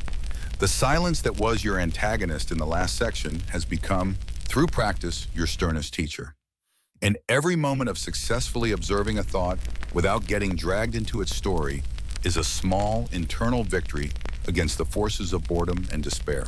It's not exciting survival, but it's deeply, profoundly challenging. So your mind is a whirlwind of carefully observed thoughts, your breath a constant anchor, and perhaps you've started generating a little internal heat, or at least managed to convince yourself you have. What happens when all this inner refinement meets the relentless, unchanging outer world of your cave? It starts to shift your perception. Everything slows down. Not in a frustrating, time-dragging way, but in a way that allows you to notice things you'd never have seen before in your busy, distraction-filled former life. Time, for instance, ceases to be a series of appointments, deadlines, or even marked hours. It becomes a flow, a slow, steady, almost imperceptible current. You measure it by the changing quality of the light filtering through the cave entrance, by the slow crawl of shadows across the rock face, by the cycles of your own body. Waking, eating, meditating, sleeping, these become the landmarks in an otherwise featureless landscape of time. You lose track of days, maybe even weeks. Does it matter if it's Tuesday or Saturday when every day is just now? Historians still argue whether precise timekeeping was even necessary for such deep isolation practices, or if the dissolution of standard time was a deliberate part of the process to detach from conventional reality. The concept of boredom, that buzzing, fidgety feeling, starts to transform too. When you've spent hours observing your own internal landscape, the external stillness doesn't feel quite so empty. The subtle patterns in the ice on the cave floor become fascinating. The way dust motes dance in a rare shaft of sunlight is a major event. The tiny cracks in the rock wall start to look like intricate maps. Your senses, deprived of external stimulation, become incredibly sharp, picking up on the smallest details. You might hear the almost inaudible settling of snow on the rock above. Feel the minute changes in temperature as the sun dips below the horizon, or even catch the faintest scent of something carried on the wind from miles away. This heightened awareness of the natural world isn't just a side effect. It becomes a survival tool and a source of connection. You learn the nuances of the weather, not from an app, but from the feel of the air, the look of the clouds, if you can see them, the sounds the wind makes. You become acutely aware of any other life forms sharing your harsh environment, no matter how small. A spider meticulously spinning its web in a corner becomes a companion, a tiny fellow survivor going about its ancient, intricate work. You might even start having conversations with it in your head. Don't worry, that's perfectly normal. For a hermit, probably. This close observation of the natural world has a long history across contemplative traditions. Many early ascetics and hermits in various cultures, from the desert fathers of Christianity to the rishis of India, spent time in remote natural settings and developed profound connections with their environment. These connections were often seen as pathways to spiritual insight, mirroring the internal quest for clarity and stillness in the external world. The hermit isn't just enduring nature, they are becoming part of it, their rhythms syncing with the slow, vast rhythms of the mountain. A quirky tidbit related to this heightened sensory perception involves reports from hermits, not just in Tibet but other isolated locations, of auditory or visual hallucinations. These aren't necessarily seen as negative or a sign of madness, but sometimes interpreted within their spiritual framework, perhaps as glimpses of other realms, manifestations of deities, or projections of the subconscious mind. It's hard to say from the outside, of course, but imagine seeing flickering lights, or hearing faint, distant chanting in the absolute silence of your cave. Adds a little spice, or maybe just makes you question that last batch of moss bread. The mastery of inner space from Section 10 allows you to greet these external experiences, whether mundane sensory details or potential hallucinations, with a degree of equanimity. You're less likely to panic or get carried away. It's just another phenomenon arising, another cloud drifting by. The cold gnawing at your fingers isn't a personal assault, it's just a sensation, a signal from the body. The hunger pangs are just signals too. By not reacting with fear or aversion, you conserve precious mental and emotional energy, which in turn helps conserve physical energy. It's a survival feedback loop powered by inner calm. Your physical presence in the cave becomes minimal, almost like another rock formation. You move slowly, deliberately, conserving every calorie. The frantic energy of the outside world, the constant need to be doing things, has completely dissipated. Your actions are purely functional. Melt snow, prepare food, maintain the tiny fire if you have one. Meditate. There's a profound stillness that permeates your being, reflecting the stillness of the mountain. You become less a human, doing and more a human being existing in the present moment with remarkable intensity.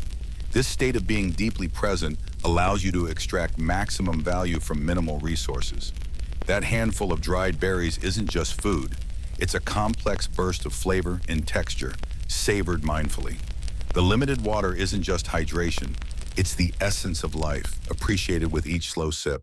Because your mind isn't racing ahead to the future, will I survive? Or dwelling in the past, why did I think this was a good idea? You are fully engaged in the simple act of existing, making the struggle less about enduring hardship and more about experiencing reality at its most fundamental level. It's boring, yes, but also intensely real. This shift in perception, where external difficulties are reframed through inner discipline, is a core theme in the survival strategies of Tibetan hermits. It's not about changing the environment, you can't make a snow cave warm, but about changing your relationship to the environment. It's the ultimate mental hack. If you can control your reaction to suffering, the suffering itself loses much of its power over you. It's survival through profound acceptance. Which sounds easy, doesn't it? It's not. It's brutally hard work, but the potential payoff is not just physical survival, but a radical transformation of consciousness. So while the objective reality of your situation remains unchanged, you are cold, hungry, and utterly alone in a remote mountain cave, your subjective experience is becoming vastly different. The silence is no longer just an absence. It's a canvas for your sharpened senses and a mirror for your mind. The isolation isn't just loneliness. It's an opportunity for unparalleled self-discovery. You're not just waiting for the months to pass, you are inhabiting each moment fully, finding a strange peace in the relentless, quiet rhythm of survival. You're navigating not just the external world, but the relationship between that world and the universe unfolding within you.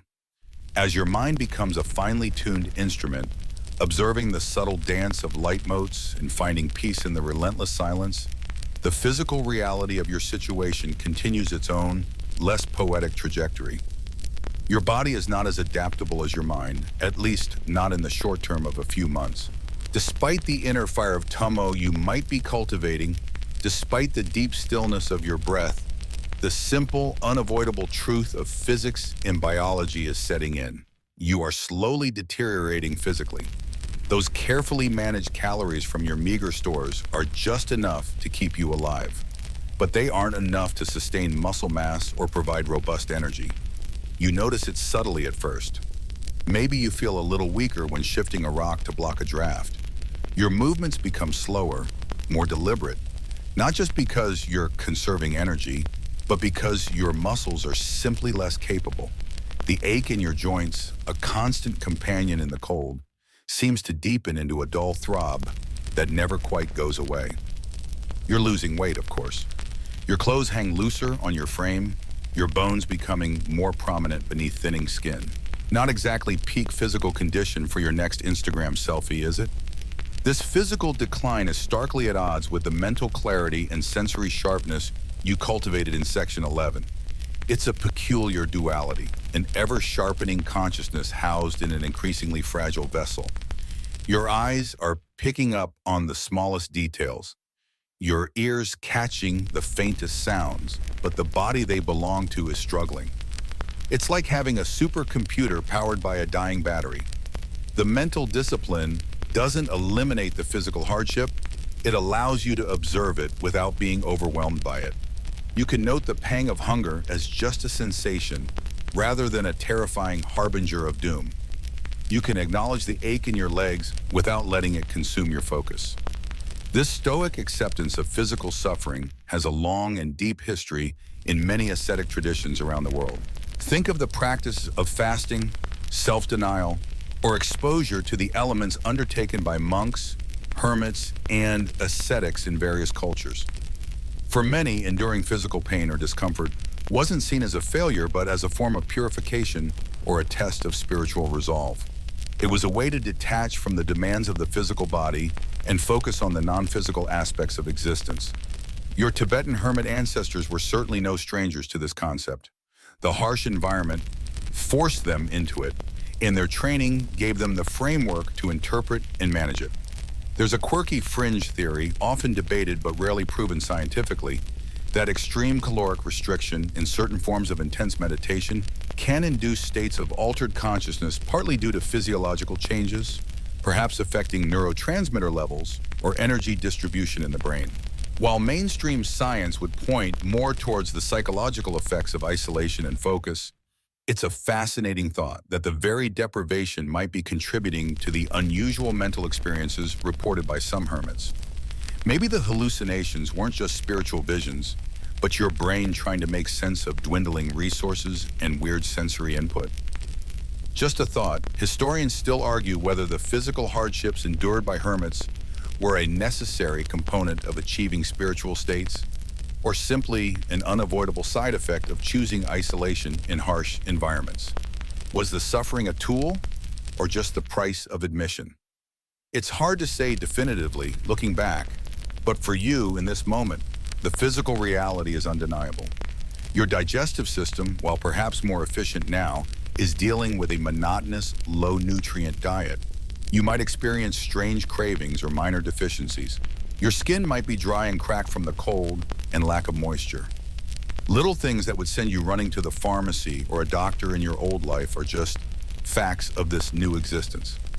Managing these physical issues becomes another layer of the discipline. Every small injury, every persistent ache requires careful attention. A blister or a cut could easily become infected in this environment, a serious threat. You learn to move with exaggerated care, avoiding slips on ice or scrapes on rocks. Even the simple act of getting up requires conscious effort and a moment to let your body adjust. Your body is a fragile machine now, and you are its meticulous, hyper-vigilant operator. Yet, because your mind isn't constantly screaming about the discomfort or projecting catastrophic futures based on a little pain, you can function. You can continue the necessary tasks, melting the snow with painstaking patience, rationing the food precisely, maintaining the minimal warmth you've managed to gather. The physical suffering's just another sensation to observe, like the cold air entering your lungs or the feel of rough fabric against your skin. It's not pleasant, not by a long shot, but it's manageable because you refuse to let it consume your inner space. Remember how you practiced observing thoughts and emotions in Section 8? You're doing the same now with physical sensations. This detachment from physical discomfort isn't about ignoring the body's signals. It's about responding to them with calm intelligence rather than panicked reaction.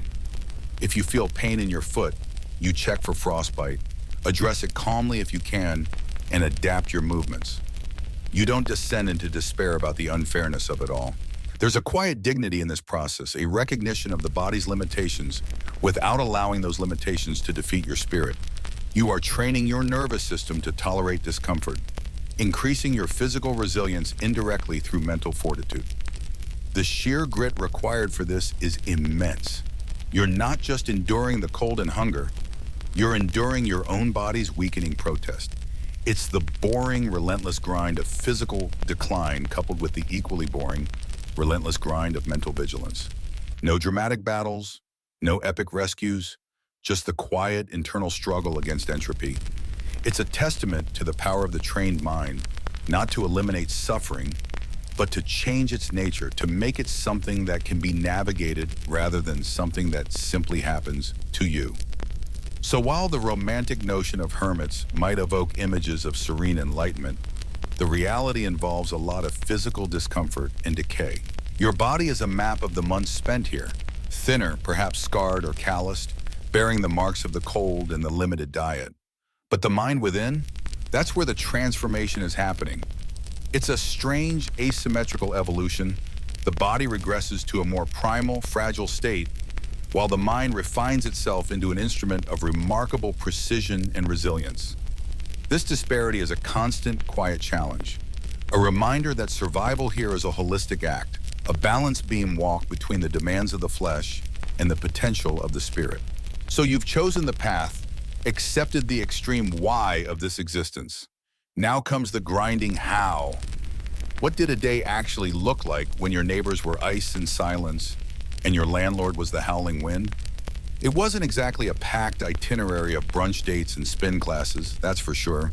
The daily rhythm was dictated by two brutal masters, survival and spiritual practice. And spiritual practice usually won the scheduling conflicts. You'd likely wake long before dawn. Why? Because sleep is a distraction, and the deep quiet of pre-dawn is perfect for meditation. Plus, waking up in the dark makes the already cold cave feel even more authentic. No hitting snooze here. Your alarm clock is your own shivering body, or perhaps the faint glow of stars if you have a view. The first hours, often the coldest, were dedicated to intense meditation, cultivating concentration, working with visualizations, or contemplating complex philosophical points. Your body is a stiff, frozen question mark, but your mind is supposed to be sharp, focused, and soaring towards enlightenment. It's an intense test of will, trying to find inner stillness when your teeth are chattering a rhythm that rivals a nervous woodpecker. Physical activity was minimal, primarily focused on the absolute necessities.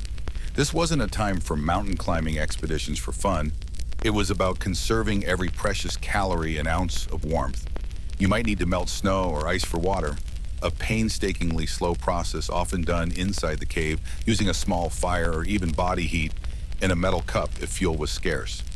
You'd tend to your minuscule fuel supply, maybe gathering a bit of dried yak dung, a precious commodity in the treeless high altitude, or collecting small, wind-battered twigs if you were lucky enough to find any shelter that harbored them. These were the chores of survival, interwoven with the primary task of spiritual work. Then came the moment you might dread or crave, depending on your state of mind and the emptiness of your stomach. The food, or rather, the lack of food. Sustenance was incredibly minimalist, designed purely for survival and to further detach you from the pleasures of the senses. Forget gourmet meals or even a decent cup of coffee. Your diet was likely based around tsampa. This is a mainstream historical fact about the staple diet across Tibet. Roasted barley flour, often mixed with yak butter tea, if available and hot, or just water. It's simple, portable, highly nutritious for its weight, and requires no cooking beyond mixing. It's the ultimate survival food, requiring minimal fuel. For a hermit, it was usually prepared in advance or eaten dry, mixed in a bowl with a bit of liquid if they had it. Imagine eating the same dry, slightly nutty, perhaps rancid, butter-tinged paste, day after day, for months. No variety, no flavor explosions, just pure, unadulterated fuel delivery. This wasn't just about practicality. It was a deliberate ascetic practice. Renouncing the pleasure of food was a powerful way to break attachment to sensory desires. Every bland, repetitive mouthful was a lesson in discipline and detachment. It's like the world's most extreme elimination diet, but the goal wasn't to identify food intolerances, but ego attachments. No hidden sugars, no cheat days, just the relentless, boring reality of tsampa. Makes that bowl of oatmeal look like a 5-star buffet, doesn't it? Your ration of tsampa would be carefully measured. Maybe a small bowl's worth, once or twice a day. Hunger was a constant companion, not an enemy to be vanquished, but another sensation to observe with equanimity. You weren't trying to feel full and satisfied. You were trying to not be dead. It's a subtle yet crucial difference. This sparse diet, coupled with the cold, meant your body was constantly running on empty, further blurring the lines between physical discomfort and the intense focus required for meditation. Beyond sampa, any additional food would be rare and opportunistic. Perhaps a small store of dried meat or cheese if it was provided by a patron before the retreat, or incredibly rarely, some wild edibles if they could be identified and safely gathered without expending too much energy or breaking the vow of isolation. We're talking about scraping by, not feasting. This extreme minimalism extended to all possessions as well. A few simple robes, a meditation mat, a bowl, a prayer wheel or mala beads, perhaps a few texts. That's pretty much your entire worldly wealth. Less stuff to worry about, I suppose. Though packing for this kind of trip sounds pretty straightforward. Okay, got my robes, my bowl, bag of flour. What else could I possibly need? Oh yeah, maybe enlightenment. The structure of the day would revolve around extended periods of meditation and spiritual practice, punctuated by these brief, essential survival tasks. Sunrise might bring a shift in practice, perhaps walking meditation if the terrain allowed, or prostrations. Midday might be for eating the tiny meal and perhaps some study of scripture. The afternoon would return to meditation or specific yogic exercises aimed at controlling subtle energies within the body. A quirky or fringe tidbit you might encounter in these traditions, involving complex breathwork and postures far removed from your average gym yoga class. These practices, like tummo, inner heat, were sometimes said to help survive the cold and sustain the body on minimal intake, blurring the line between spiritual practice and physical endurance. As the short, cold day waned, evening brought another long session of meditation, often extending late into the night. Sleep was also minimized, perhaps only a few hours, seen as another concession to the material body that needed to be overcome. You'd likely sleep in a seated meditation posture, wrapped tightly in whatever minimal layers you possessed, trying to conserve warmth. It's a sleep schedule that makes pulling an all-nighter for work seem like a luxurious spa retreat. Historians still argue whether the severity of the ascetic practices, particularly the extreme fasting and sleep deprivation, was universally applied or varied greatly, depending on the specific lineage, teacher, and individual capacity. Some accounts might emphasize more extreme endurance feats than others, leading to a debate about how common such absolute deprivation truly was versus being highlights of exceptional yogis. This relentless, monotonous cycle wasn't about comfort, it was about relentless internal work. Every moment was an opportunity for practice, cultivating mindfulness while melting snow, developing patience while waiting for the sun to warm a rock, practicing equanimity while enduring the gnawing ache of hunger. Your physical existence was pared down to the absolute minimum, reflecting the goal of paring down the ego and the illusions of the material world. It was a life lived on the razor's edge, where the boring, repetitive tasks of staying alive were just background noise to the deafening silence of the mind you were trying to master. And honestly, after eating nothing but sampa for a month, mastering your mind might feel easier than facing another bowl. Okay, so you've got the daily rhythm down. You're scraping by in your minimal sampa ration, melting snow if you're lucky, huddled against the bone-deep cold, and spending hours on hours in meditation. The physical reality, as boring and harsh as it is, becomes a strange sort of baseline. Your body is a constant ache, a low hum of discomfort, but it's predictable. The real battlefield, the truly terrifying landscape, is the one inside your own skull. Because when the outside world shrinks to a few square feet of damp rock and absolute silence, your mind expands to fill the void, bringing all its baggage with it. The first thing that settles in, often like a thick, suffocating blanket, is a boredom. Not the kind of boredom you feel on a rainy Sunday afternoon with nothing to watch on streaming. This is existential boredom, a profound, gnawing emptiness that permeates everything. There are no distractions, no quick scroll through a phone, no chat with a friend, no change of scenery. It's just you, your thoughts, and the four walls of your cave. Every tick of your internal clock feels like an eon. You've contemplated your breath, the feeling of the mat beneath you, the texture of the rock, the slow drift of dust motes in a rare shaft of light. A thousand times, the universe has shrunk to the confines of your own perception, and it feels incredibly, relentlessly small and repetitive. It's like being stuck in the world's most minimalist elevator that never reaches a floor. And the only other passenger is your own increasingly irritated consciousness. As boredom sharpens, doubt begins to creep in, a venomous whisper in the echoing silence. Why are you doing this? Is this really worth it? Are you just wasting your life, slowly freezing and starving, while the rest of the world, what? Lives? Feels things? Connects with others? Is this path to enlightenment a genuine journey? Or just a delusion you've fallen for? A convenient excuse to escape the difficulties of ordinary life? What if you're just sitting here, achieving nothing, just getting colder and hungrier? The mind, stripped of external anchors, turns inward, and not always in a helpful way. It finds every insecurity, every past failure, every buried fear, and parades them before you in excruciating detail. It's like your brain decides this is the perfect time to play a highlight reel of every awkward moment you've ever experienced, on repeat. Then you add the physical stressors into the mix. Extreme hunger isn't just a rumbling stomach. It affects your cognitive function, your mood. Lack of sleep doesn't just make you tired, it makes you irritable, disoriented, prone to strange shifts in perception. The constant cold drains your energy and makes everything feel harder, heavier. These deprivations aren't side effects, they are part of the crucible. They weaken the ego's defenses, yes, but they also make the mind more fragile, more susceptible to other things. This is where it gets strange. The isolation, the sensory deprivation, the physical hardship, they can lead to altered states of consciousness.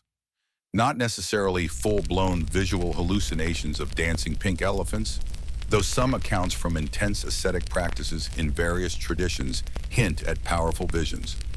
More commonly, it might be subtle auditory distortions. Are those whispers real, or just the wind? Strange visual patterns when you close your eyes, a feeling of disembodiment, moments where the line between dream and waking blurs. Time loses all meaning. Days bleed into nights, weeks into a timeless, frozen present. You might feel a profound sense of unreality, as if your physical body is somewhere else, or perhaps has ceased to exist altogether. It's like your brain is trying to find stimulation anywhere it can, even if it has to invent it. The tradition recognized these intense psychological challenges. This is a mainstream historical fact. Within the framework of Tibetan Buddhist solitary retreat, periods of intense doubt, fear, agitation, and even temporary psychological instability were acknowledged as potential, difficult stages on the path. They weren't seen as signs of failure, but as powerful manifestations of deeply rooted mental patterns, the demons or marches of the mind, rising to the surface precisely because you were disturbing them with your practice. You weren't supposed to fight them or be afraid, but to observe them with mindfulness, to understand their ephemeral nature and ultimately to transcend them. It was the ultimate test. Could you maintain equanimity and focus when your own mind was turning against you? There are quirky or fringe tidbits about specific practices developed to deal with these states.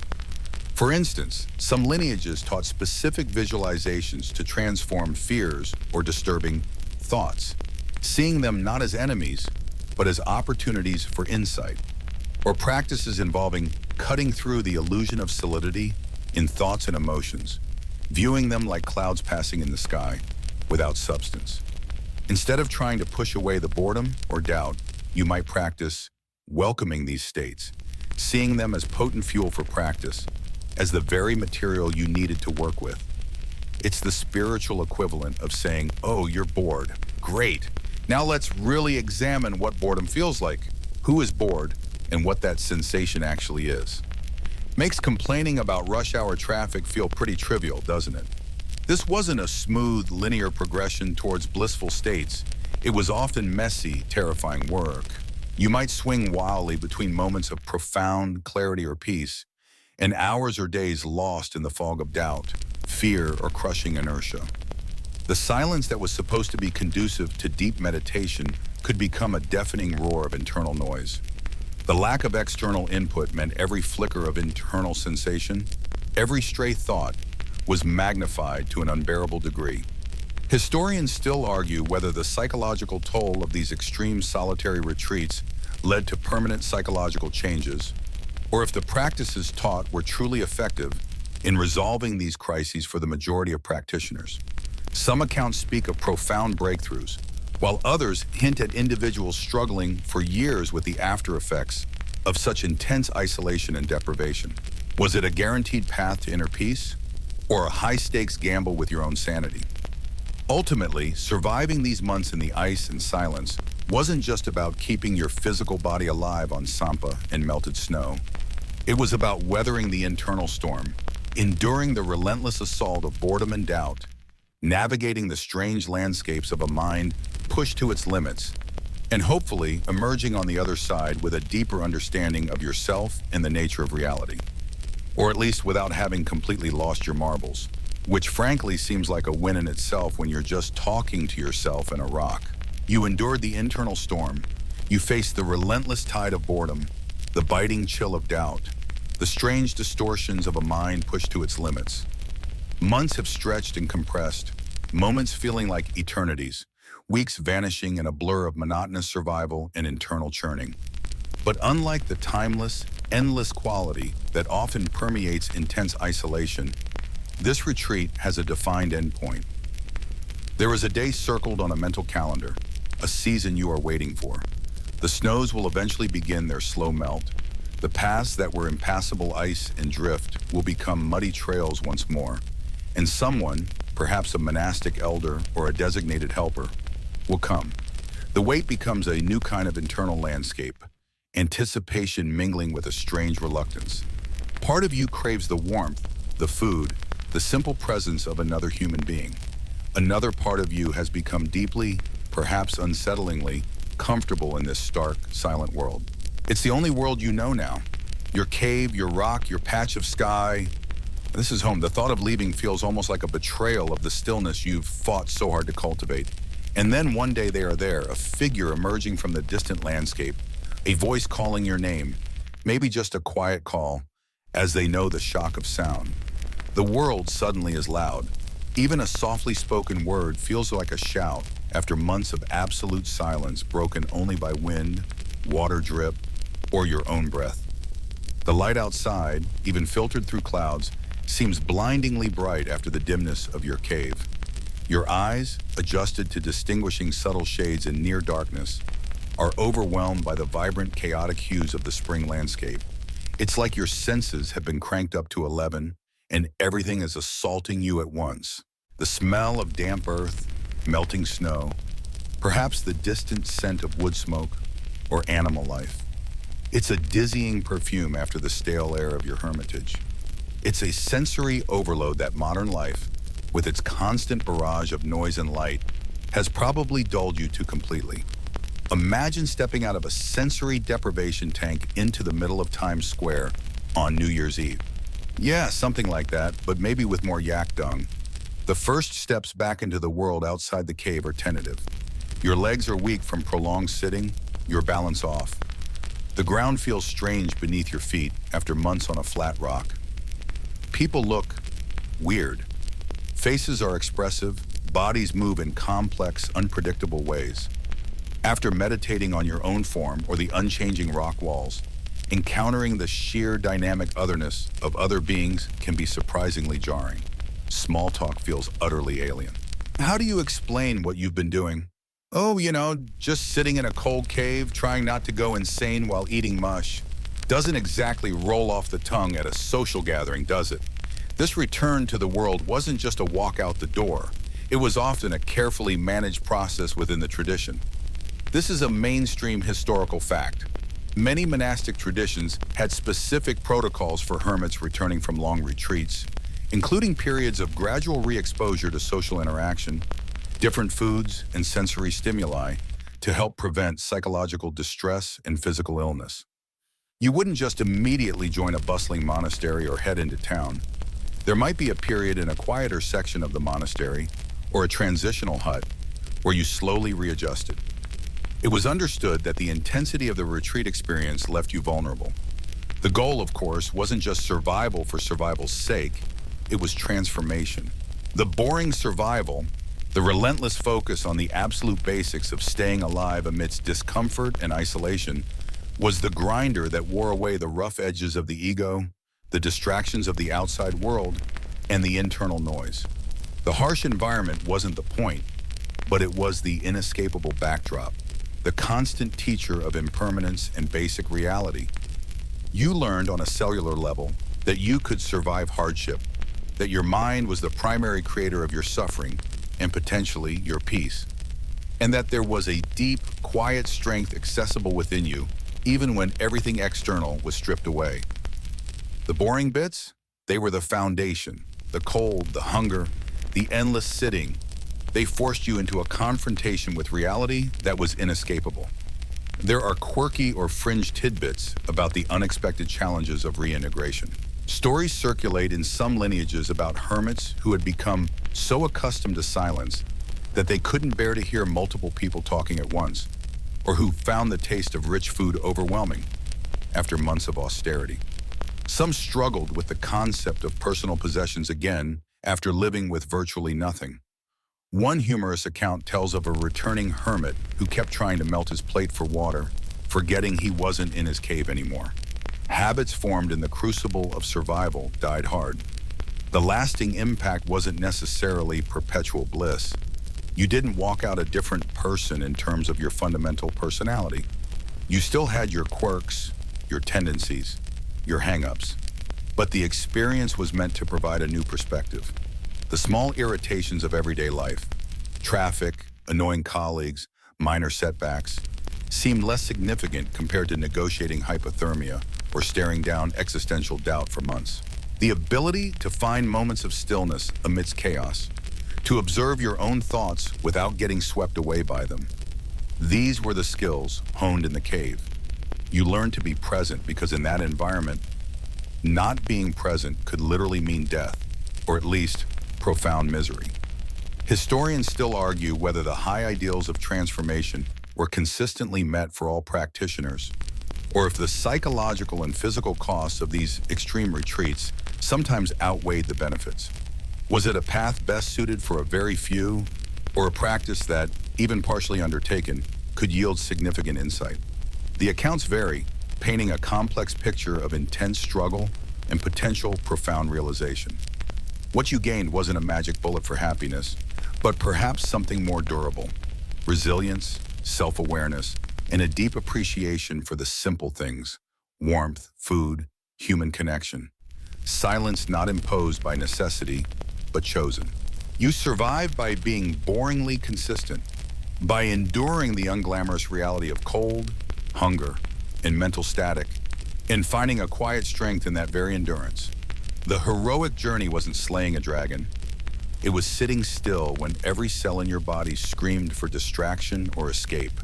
And in a world that constantly bombards you with noise, urgency, and external demands, maybe that lesson, that profound strength and peace, can be found not in conquering the external, but in patiently enduring and understanding the internal, even when it's just boringly surviving your own mind in the quiet, is more relevant now than ever. Now dim the lights, maybe turn on a fan for that soft background hum, and let's ease into tonight's journey together. The cave is far away now, the ice is melting. The story of endurance and stillness fades into the quiet of the night. Let the sounds around you become gentle waves carrying you towards rest. Your breathing slows, deepening naturally. Feel the support beneath you, the stillness within you. There is nowhere else you need to be, nothing else you need to do. Just be here, now, drifting. The cold, the silence, the hunger. They are just echoes from a distant story. All that remains is the gentle rhythm of your own being, settling